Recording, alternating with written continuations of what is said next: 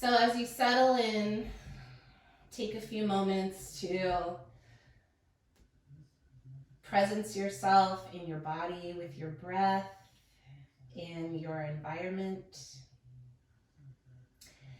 And maybe even for some of you that are here and it's been a while, maybe just acknowledge all of the sensations and thoughts and feelings that are present for you.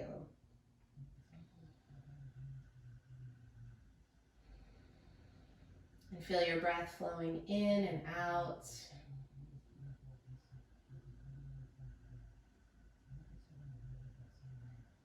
And this is an opportunity, if you wish, to set an intention for how you will focus within the space of this class.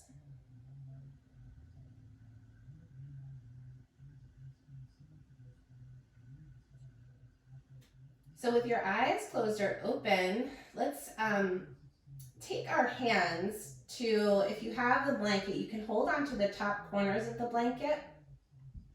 If you don't have a blanket, your hands can really be anywhere.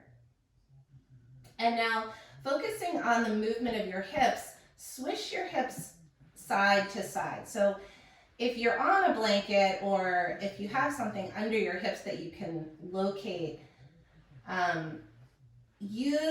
make it a task of kind of like polishing the ground using the back of your hips. And notice how your feet and your shoulders, and I'm pulling on the blanket a little bit with my hands just to create more tension, to get a little bit more movement at the hips. Now, if you don't have the blanket, you can put your hands flat on the ground to help you with some of that.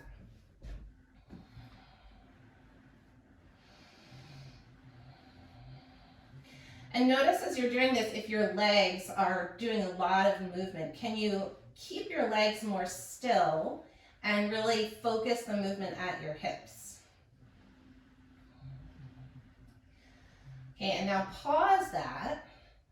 And now we're going to bring that movement up to the top half of our torsos. So now think about polishing the ground that's just underneath or below your shoulders and your upper back. So your head will go with that part of your spine. And if you're on a slidey surface, you might start to notice you're also moving maybe away from your feet. So you can always adjust that. So now the aim here is to keep your hips pretty still and just move from the top portion of your spine.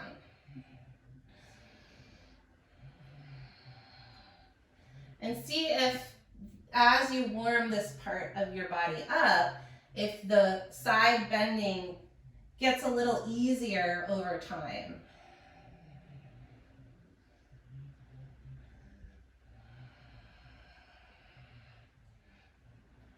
Yeah, and then go ahead and pause that, make any adjustments to your props there. And now we'll combine these movements together. So trying to get the whole spine. I think of this as like a cat's stretching like on their back. If you've ever watched a cat or a dog do this. So now start to initiate the movement both from your hips and your shoulders. And you might find, as I do often, that I have a dominant tendency, like I like to use my upper body more than my lower body. So you may want to, from time to time in your own exploration here, observe what you're relying on more to do the movement, and can you make it a little more equal? Can your hips move as much as your upper back? Can your upper back move as much as your hips? And after a while, for me anyway, I really start to feel this as almost like an abdominal work.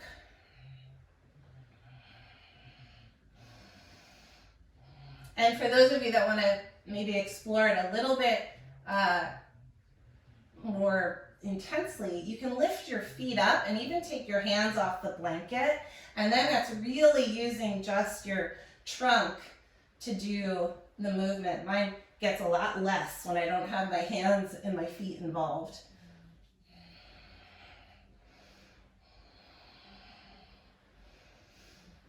Okay, and then you can start to wind that down, and if your feet were up, you can place them down. And take a moment just to sense whatever energy is pulsing through you at this moment.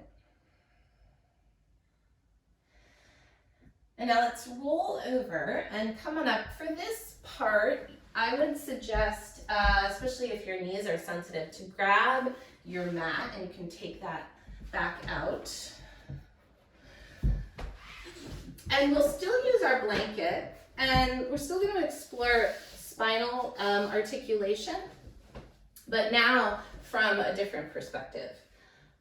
So you'll take your blanket, or whatever you have, even if you don't have a blanket, just something that you can use along your back to bring some feedback or feel back to that area. And we're going to start out with the blanket on your pelvis, on the back of your hips, so your sacral area, where your back jean pockets would be. And get it in a way that you feel like it's pretty secure. And then come onto your hands and your knees. And we'll start with just isolating flexion and extension, or tucking and untucking of our hips.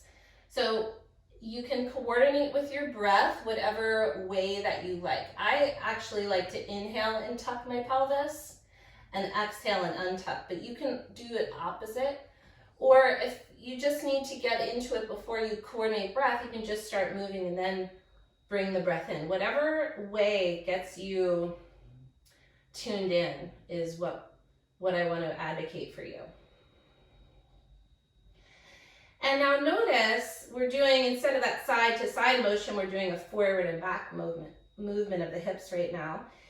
And notice what, as you're playing around with that, at what points in the whole spectrum of movement do you feel, if at all, kind of challenged by that? You want to just rush through it.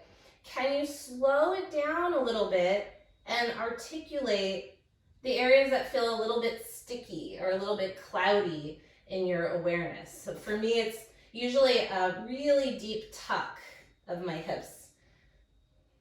So you might even choose to stay in that position for a beat or two, or a breath or two, and just let that position or that shape get a little bit more clear.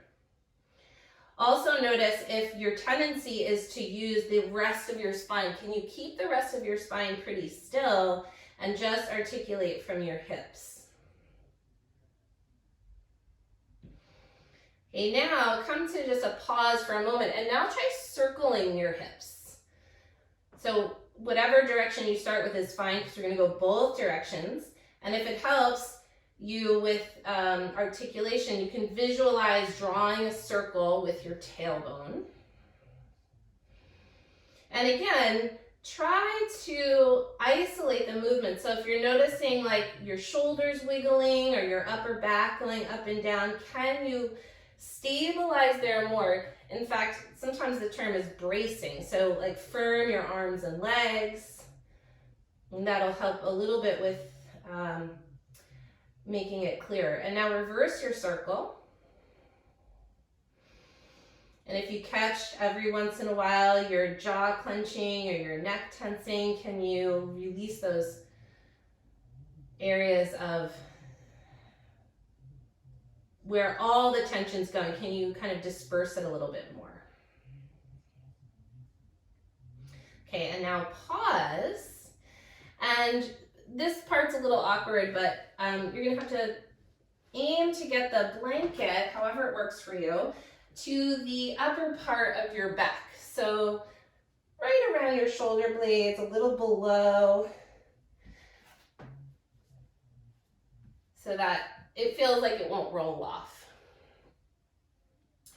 And now we're going to challenge ourselves by trying to keep our hips and our heads from moving.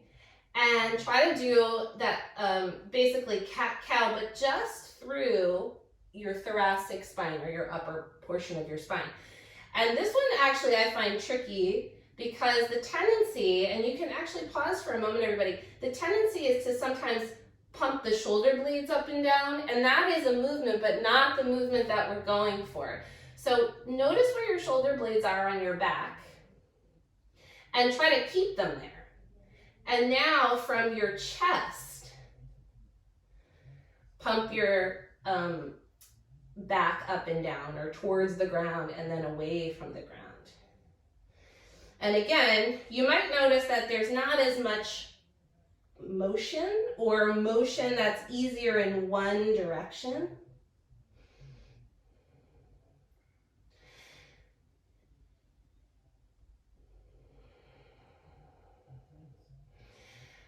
And again, I'm just kind of giving you a sense of what I notice in my own experience, and so that may not be true for you, but oftentimes where it seems to be easier is in the puffing up, harder in the moving into extension. I want to use my pelvis to do that. So slow it down. I'm saying that for myself as much as anyone else that needs to hear it. And see if you can articulate in that stickier spot. Again, you might even hold it. Notice if your head and tail want to move. Keep them more still.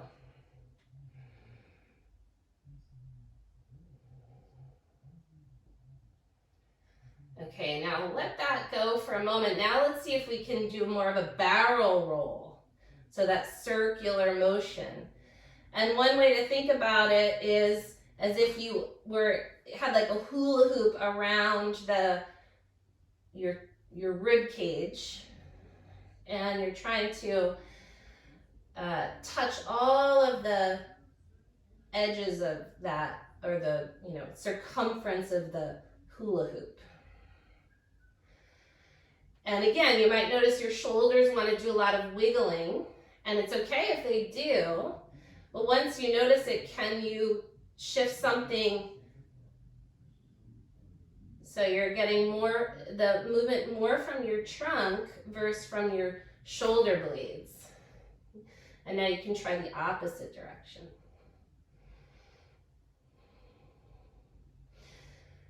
And it's possible that you're starting to feel some heat in your body. So we're churning our trunks here. And your breath might be kicking up a little bit as you work this out.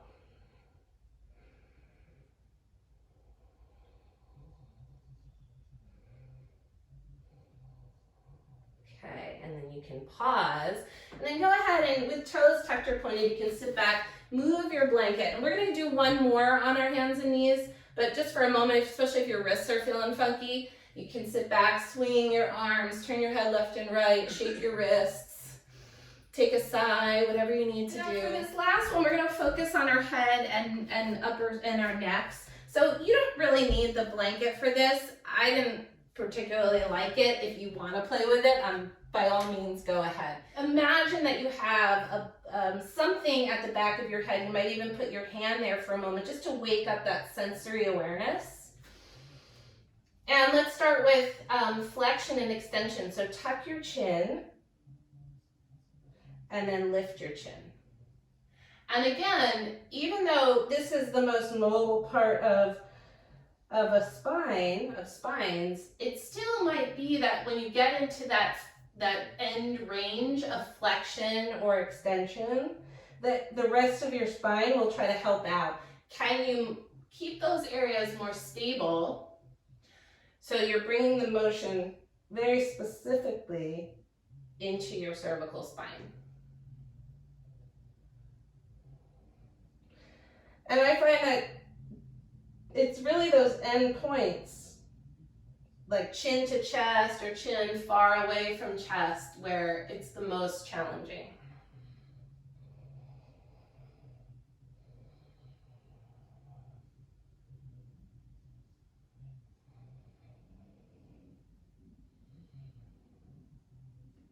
Okay, and now let's do some circular motion.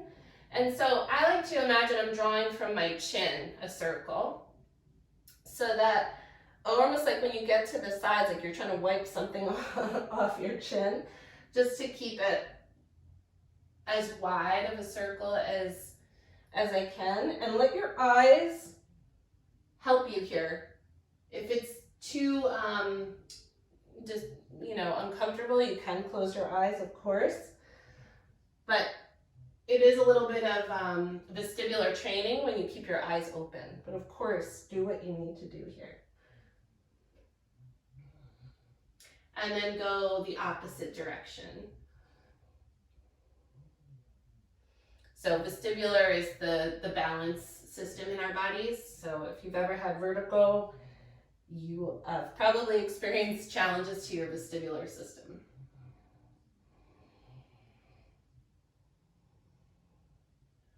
Okay, let's do one more circle, whatever direction you're on.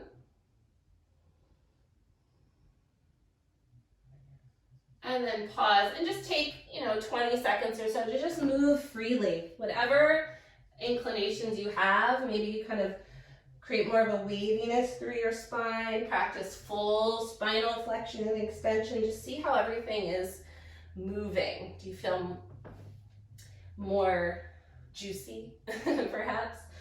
Or a little more awake, less stiff?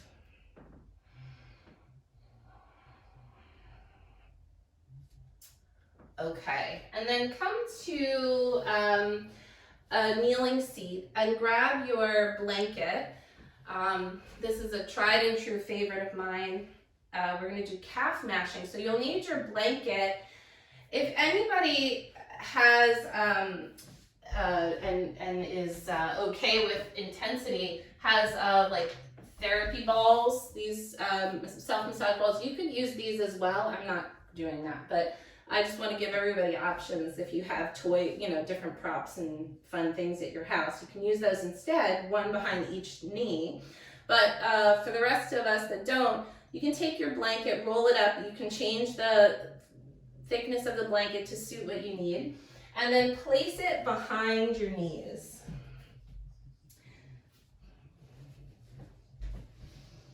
And then come up to sit with the tops of your feet on the ground. And again, you are in charge of the level of intensity that you want to experience and can manage. So for some of us, this is really intense. You might offset some of the pressure by leaning forward or just making the blanket less thick. And feel free to move. You don't have to be static. You can certainly practice being still and letting the pressure build. And then when it's too much in your nervous system, then you can just wiggle it out. And I'm totally open with like fidgeting as a way of being there longer. So if you need to reach your arms up or twist, those are all fine. Like I said, the theme of the class is all the feels, and part of the way I'm interpreting it is like, how can we integrate all of those, experiences that come and go in any situation. And so giving you freedom to explore that is part of the idea here. Now, wherever the blanket is on your hamstrings and your calf muscles, move it in another spot. So it can be up higher, down lower. We're just picking a few different spots. And the more flat the blanket is, the wider space it's covering. And in some ways that's decreasing the intensity. So if somebody does have like tennis balls behind their knees, that's like putting a fist in that one spot, or a thumb or something, So the blanket is a little broader and takes some of that intensity out. So they all have a, something to offer. Can you notice if you tend to lean to one side to kind of offset pressure in another leg? Can you very kindly, tap in and out of the spots that are a little bit more intense.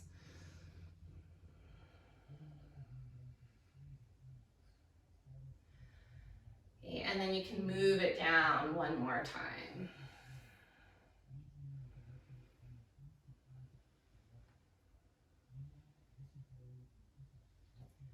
Great. Okay, and then let's come on off of that. And for this one, you may want to have extra padding for your knees. It's just really up to you.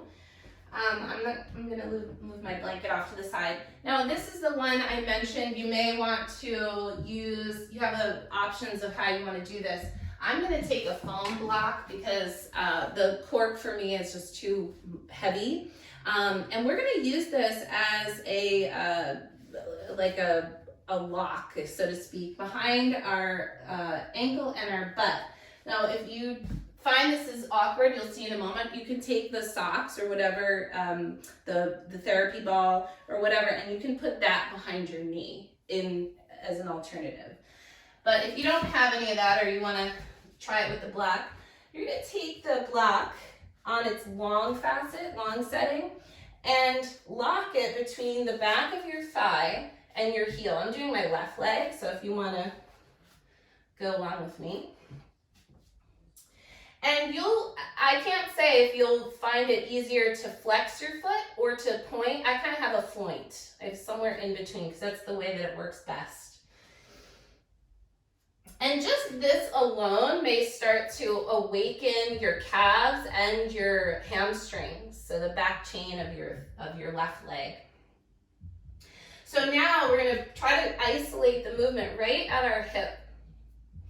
And these are called CARs, or controlled articulation. Oh my gosh, I'm forgetting the whole thing. You'll see what I mean in a minute. So bring your left knee up away from the ground. And now make a circle away from your center. And then bring it back up. So cramping is entirely possible here. And if it's too much, you can just do it without the block or without the thing behind your knee. But what I like about the block is that it keeps your hips from moving. So we're just doing the articulation right at the thigh, right at where the thigh is circling around your hip socket.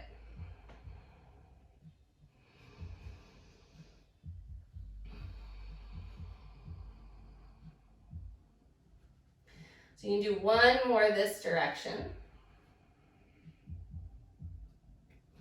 And then try the other way. Circle out, and then bring it up, and then towards your belly.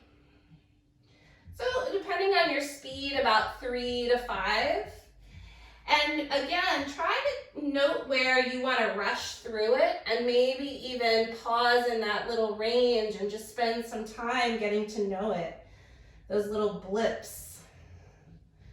So even if you don't complete the whole circle, but you kind of highlight an area that's harder to move through smoothly. Okay, and then pause. Let's take the block, and even if you weren't using a block, just grab a block for this one. And take your block on the medium height, and just to rest your wrist for a minute, put your right elbow on there, and then use your left hand on the ground. Turn to the side so that your left hip is above your right hip, and now flex your heel strongly and start to vigorously shake your leg. And what you can do here is audibly exhale. So you hear that choppiness of your exhale, then you'll know you're hitting the mark on vigorous. And you can move your leg forward and back and feel how everything else is also jiggling.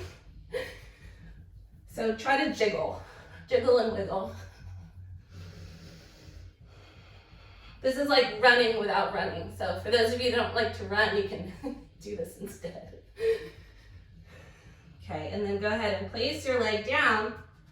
And let's do that on the other side. So you're going to take your block to your right heel and back of thigh. And if your wrists are starting to become irritated, because I know we've been on our hands and knees for a while, you can also put your forearms on a block, and that may help. So let's move into our right side. Kick your right knee up so that it's mostly parallel to the earth, and then start to circle away from center. Bring it in. And do that about, again, 3 to 5 times with the option of pausing where it's challenging. Notice if your head wants to hang or your spine wants to kind of fall towards the ground. Can you keep your spine more neutral, whatever neutral is for you, meaning it's not moving.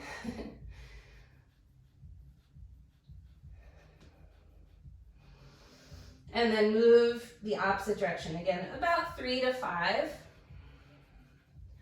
And you might find that one side has a lot more range or more control than the other leg. Also, you may start to really feel the activity in your hamstrings, especially when your leg is moving into a hip extension, so when your thigh is moving away from the ground.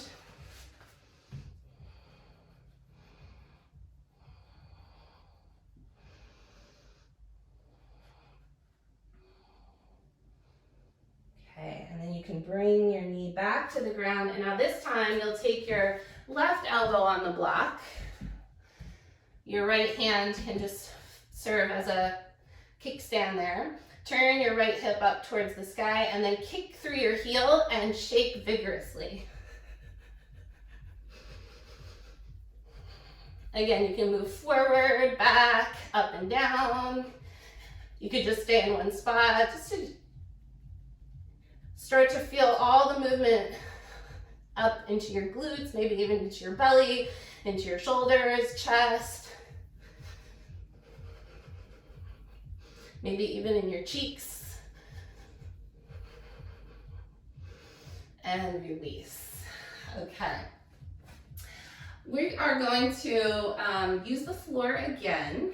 And now this time, you'll need your blanket. And you don't really need your mat for this one either. So you can slide that out of the way.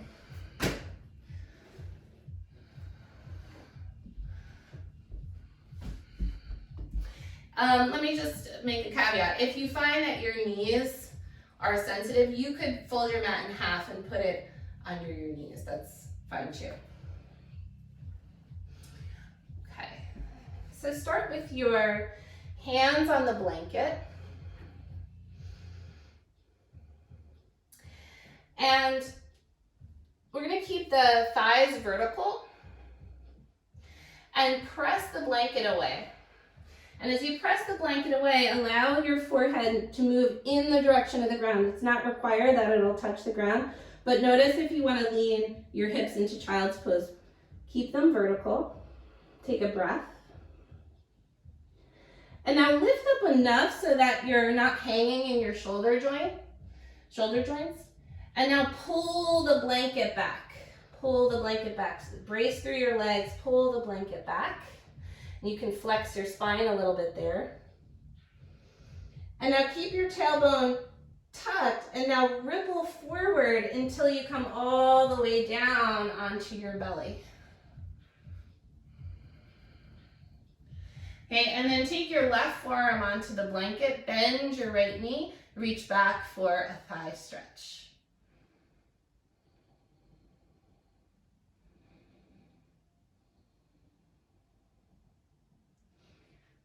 You release that.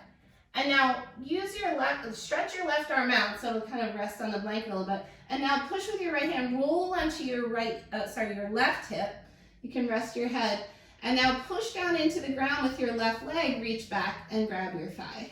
So you might find if you couldn't reach on the first variation, you might find it a little easier here. And now watch that your ribs don't push forward. So if they do, bring them back and instead kick your leg back. You don't even have to hold your leg here. You can just kick your leg back. See if you can feel your glutes and your hamstrings contracting. Okay, and then stretch your leg, roll back to your belly. Put your hands on your blanket. You might have to tuck it under your chest a little bit. And now push down, come back up to all fours. Have the blanket under your chest. Okay, so we'll move through that again. Push your blanket away, come into hips up version of child's pose.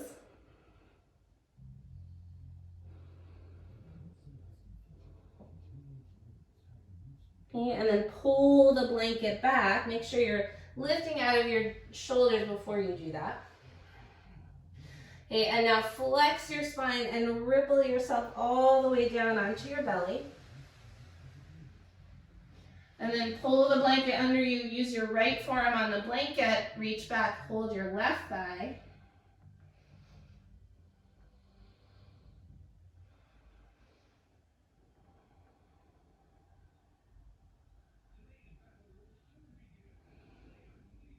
And then release your leg, straighten your right arm, use your left hand, roll onto your right side. And again, you can do this with or without your hand involved. Press, kick back with your left leg.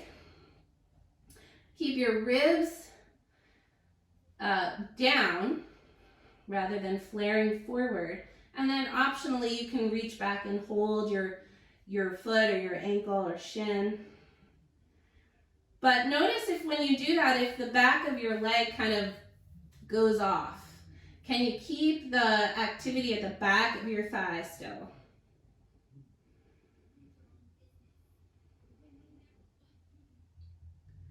And then release, roll back onto your belly, and then press back onto your hands and your knees. And then one more time, slide the blanket forward, reach through the blanket, and pull the blanket back. Okay, let's come up to standing actually. And again, you won't really need your mat for this one. You'll just need your slidey floor surface. So for this, you're gonna stand with your right foot on the blanket. One other thing, let's have our blocks nearby and in front, so they can just be ready for you. You might want them.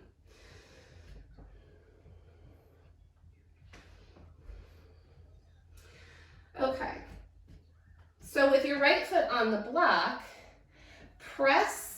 you're gonna push down through your left leg so your right foot has the ability to move a little bit, okay? Whatever you wanna do with your hands is fine. You can have them in prayer, on your hips, whatever makes sense for you.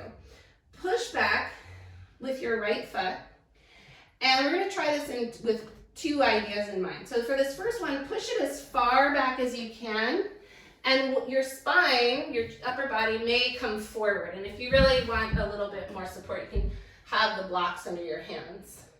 Okay, so just let it go as far as you feel like you have control of it. And now push down to bring it back up. Okay, let's do that 2 more times. Push it back, and again, you're letting your left thigh hinge or bend, and you're coming into a lunge, and then push down to slide it back up. So your right leg kind of has to stay pretty stiff or pretty active, and then do that 1 more time. So let your chest come forward so that you're in both a hip hinge, you're bending forward, and at least in your front leg, and your right leg rather, is in hip extension. And then pull in to bring it back up. Okay, so let's do the second side, and then we'll come back to the first side. Okay, so now standing on your right foot, left foot on the blanket, slide it out.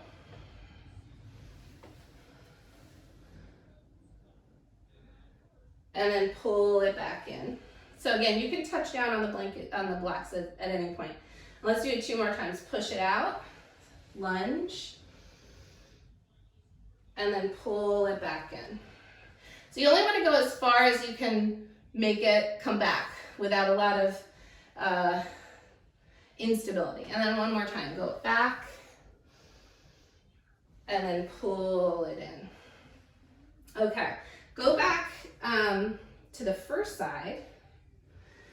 And now this time, instead of letting our upper bodies hinge forward, we're going to try to keep our spine as vertical as we can. So we're going to keep like Tadasana in the upper body, so to speak.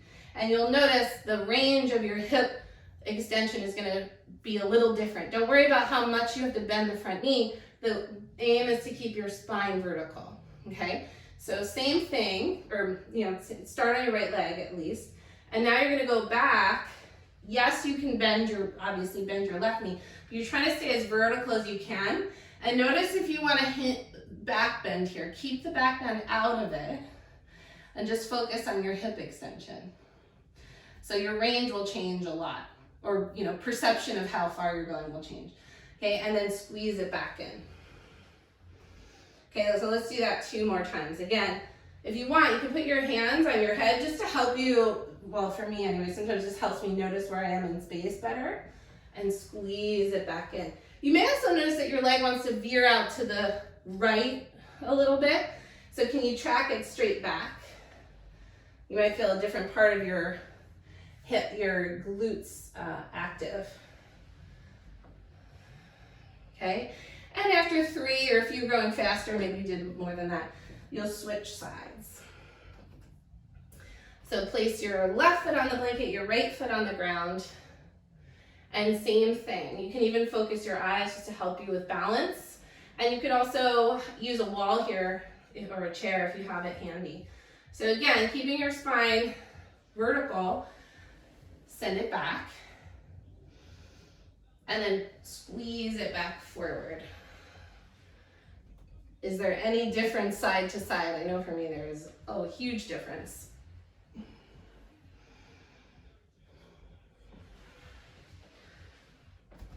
And again, we're doing 3, or if you're going quicker, you might be doing more. You can do 3 to 5.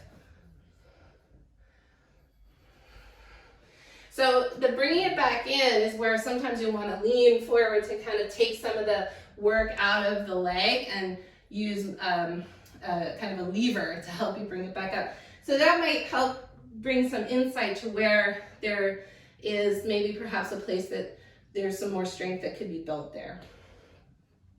Okay, we're gonna do 1 more, and I know we're like totally at time, like I totally predicted I would run out of time, but I'd like to do 1 more here. So move your blocks out of the way. And for this one, again, you'll need your blanket or whatever that surface is you're using. And we're gonna place our left knee on the blanket, and then our right leg will be in, and I'm not mirroring you here, in kind of like gate pose, for those of you that know the yoga names. Great. Let's get everyone. Okay, so for this one, you actually could have your blocks if you feel like you need to lean forward a little bit. Sorry, I want to make one adjustment. You want to have your whole leg, if you're using a blanket, on it. Your toes can be tucked or pointed, but you don't want to have your foot on the ground because it'll make it harder. Okay, and now we're going to focus on rotation at our femur, at our thigh bone.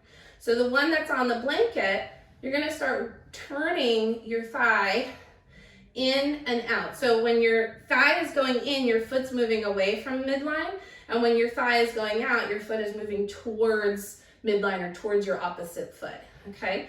So practice internal and external rotation. And again, you might notice that when you're trying to do it, if there's limitation, you might try to borrow from your spine to get that feeling that you're moving. Okay, so rather than doing that, let yourself be kind of in the challenge of the perception of limitation. It's not a problem. Our thighs can only rotate so much, and everybody has a different range and all of that. It can change some degree, but a lot of it is fixed. And can you perceive your femur bone rotating right in your hip socket. Now, to kind of increase at those end ranges, especially when you're in external rotation, you can try squeezing your glutes a little bit. You can also push down on the other leg to make it more isolated into your thigh. And I don't know about you, but my leg's ready to not be doing this anymore. Okay, so you have a couple options here where you want to go from here.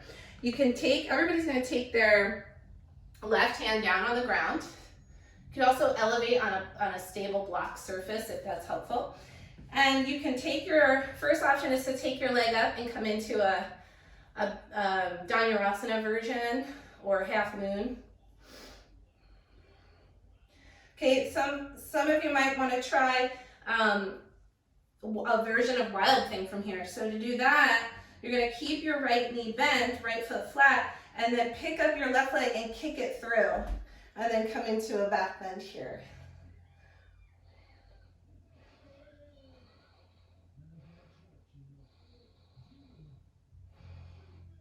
And then make your way back onto the blanket. That transition can be fun if you're coming from Wild Thing. Okay, and then let's change sides. You're going to take your right knee onto the blanket and left leg on the floor. And then same thing here. So you're going to start out, your left leg can be wherever it is. And if I'm always interested in like, what else can I do while I'm here? So if you're someone that likes to plan your own classes, or maybe you teach, or you like to do your own practices, whatever, you can also practice. We're not doing this now, but as you're doing that, I'll just give you some other ideas. You can practice pulling yourself and pushing yourself to work on your adductors or your upper inner thighs, to notice that amount of connection that's there, because that all relates to hip mobility. So again, as you're rotating your leg out and in, and you can feel how your foot responds by moving away from the center when your thigh bone moves in, and towards center when your thigh moves out. And again, you might notice your spine wants to get involved. Can you keep it more stable? Again, you can always put your hand on the top of your head and gently press down for a more kinesthetic connection. And I find pressure for me is a huge help in creating more awareness, more sensory awareness.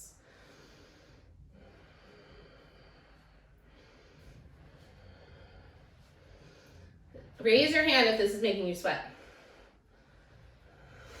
I'm the only one. A few of you. Okay. Thanks for joining me. Okay. And now go ahead and bring your right hand down. And again, options here is you can take your left leg in for a back bend, and then do let your spine be involved in the extension. Okay? Or you can take it into a step through to Wild Thing. So right leg comes out and then lift up. And again, if you were to incorporate this into like a flow class, you could go between those two things. You can practice coming through, doing this, and then making it, you can get fancy. But however you're feeling fancy today, nice. Great, and then come back down, bring both knees onto the blanket, orient whatever way you need to in your space, and come into downward facing dog. And in downward facing dog, feel free to move.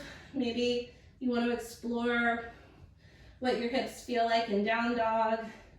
If you need to do a flow, a vinyasa, by all means. If you like to be still and connect that way, again, make it your own experience. And now find your way, grab whatever you're using for a strap, and this will be our finishing move. You can either open your mat out or just use your blanket for padding, and come down onto your back.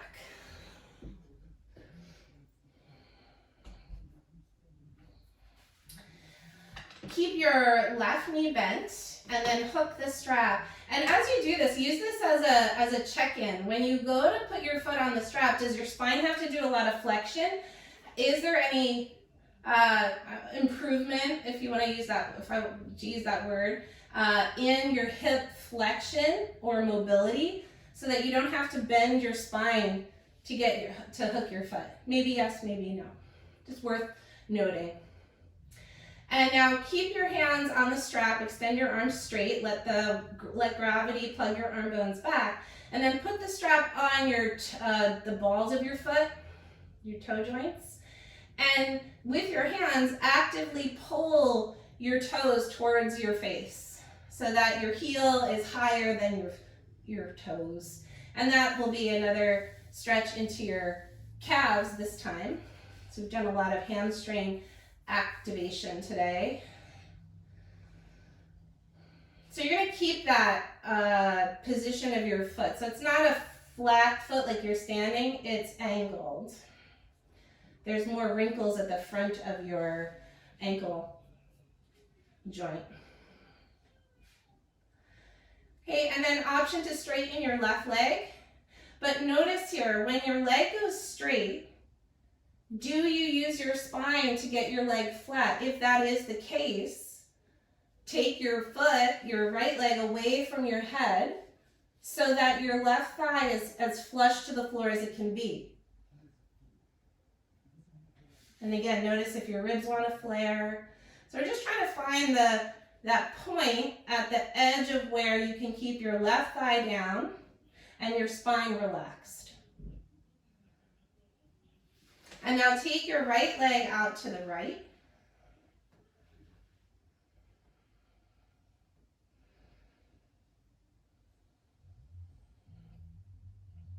Again, keep pressing your heel away from you with your right leg. If you don't want to use the strap, you want to hold your foot, those are all options. Again, notice if your spine, especially your low back, starts to move away from the ground. Keep your pelvis. Another way to kind of just physically check in is your left hip point on the same plane as your pubic bone. So if it isn't, change where your right foot is positioned so that that's relaxed. Because this is still a hip flexor, the front of the thigh stretch for your left leg, as much as the back of the stretch for your right leg, back of the leg stretch.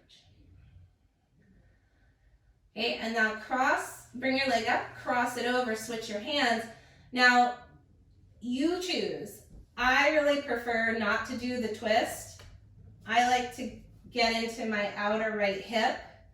So I keep both of my hips down and just swing my leg across the center. If you want to turn your hips as well, you can do that. But again, we're trying to keep the spine pretty neutral here. So if you're back bending in your spinal twist, can you make some adjustments to keep it from overarching? And this is the point where I am least inclined to flex or push my heel away. There's a lot of tension at the back of my knee, and that's the point where your hamstrings and your calves, intersect, so to speak. So that might be a real, like the bottom of your hamstrings could have some tension there, the top of your calves.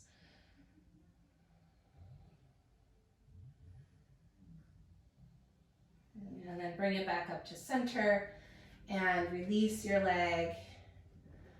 You can wiggle it out a little bit. Now you could have, I'm sorry I didn't say that, you could have kept your knee bent the whole time, which is an option. If you find that straightening your legs just too much, then just keep the leg you're not working on with the strap flat on the floor. Okay, and now let's switch sides. So start with your right knee bent, and then again, you can practice looping your foot and noticing if your hip flexion has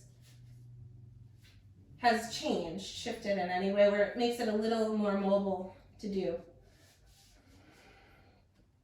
Okay, and then grab your strap and pull your toes towards your face. Again, if you are straightening, straighten the leg, and you might have to back up with your left leg.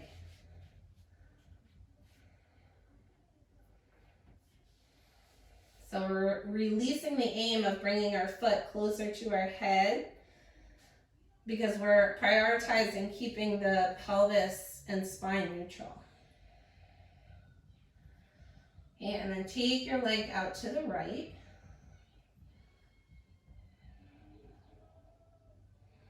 I'm sorry, to the left, excuse me.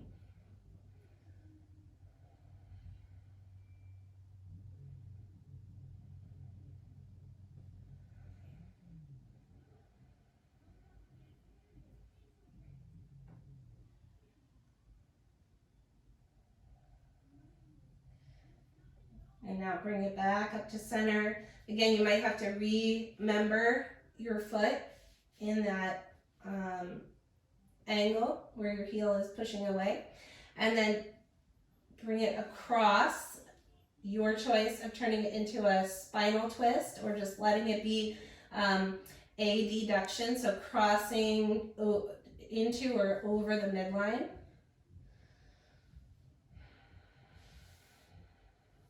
Now, if your knee starts to bend, that's your central nervous system going, that's too much. So you can back up and find where you can keep your knee straight.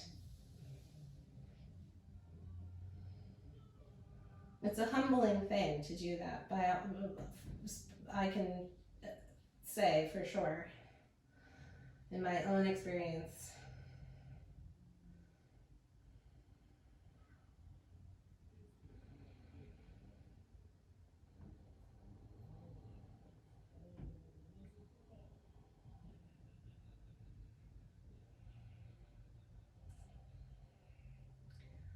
Okay, and then bring it back up to center and release your leg.